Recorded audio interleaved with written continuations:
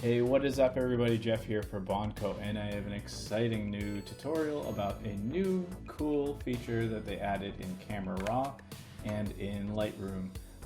They work pretty much the same, so I will be able to show you.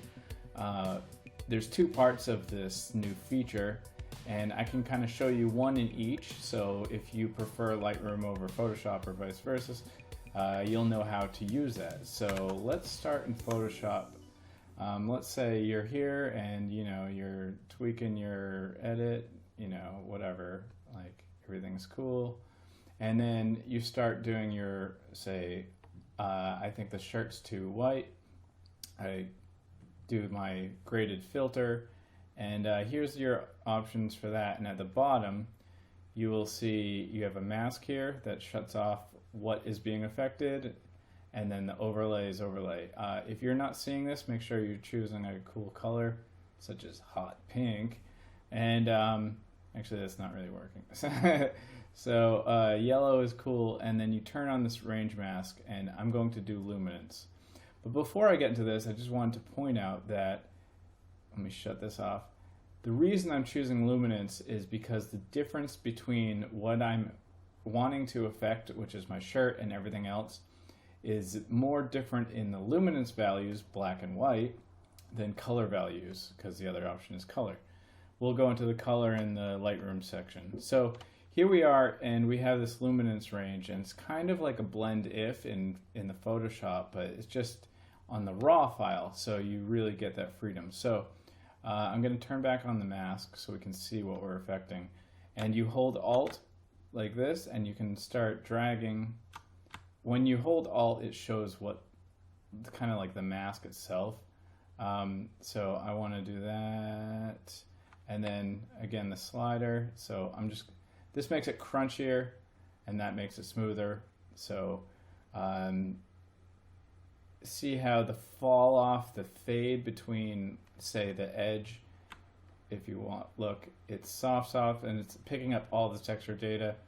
Harder, crunchy is like super tight line, but there's a little bit of feather because the camera's slightly out of focus there. And I'm just looking at the left shoulder. And now I have this pretty great selection of my shirt only. There's a little bit here, but we'll get to that in a second. So now if we start making our adjustments, it's only going to adjust that new range, which is super cool. So yeah, aren't you excited? So that's that. And if you did want to get rid of these little things, you can go into the brush, this little subtraction, and you can just paint that out. But this whole process will be a lot faster now that you know this thing here, because you don't have to start painting out around the shoulders and stuff. You can probably mask it out.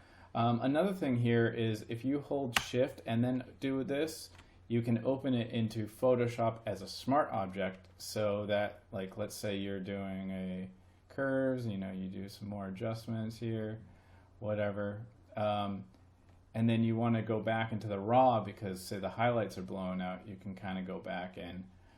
And that's a really nice workflow for Photoshop. That's kind of one of the reasons I usually do it in Photoshop. So if you're in Lightroom, it's a similar thing. This is just a photo. Say I wanted to, that's too much. Let's just do a quick edit here. And I wanted to just affect that top. The sky looks boring to me, so I do my filter, and then, if you're looking at the overlays here, which I hit O to do that, O is overlay, you can go down, and now you have this range mask, and you can turn that to color. For this example, color one you have to pick. So I'm going to color pick that. Let me just shut off the overlay so you can see.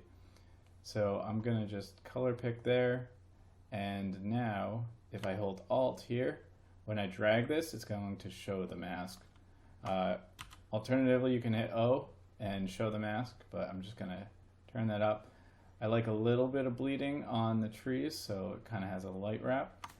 And then now, since this selection is taken care of, I can really get some really cool adjustments. Let's say, I mean, is that cool? I say it's cool. I think let's sharpen it up, make it moody. Let's make it moody, and then you can just edit your photo as normal. And you know, let's say you wanted to get more of a silhouette-y thing. You know, just kick that out, go back into your filter there. You know, bring that in. You know, make it green, whatever. All that stuff.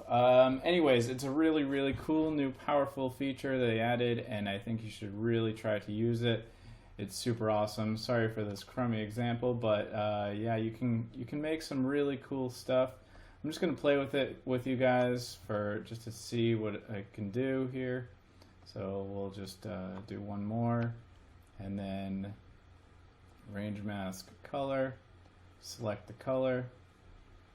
Hold Alt, see where my mask is, and then, you know, make it hot. Make it hot, hot. So that's it. Okay, till next time. Peace.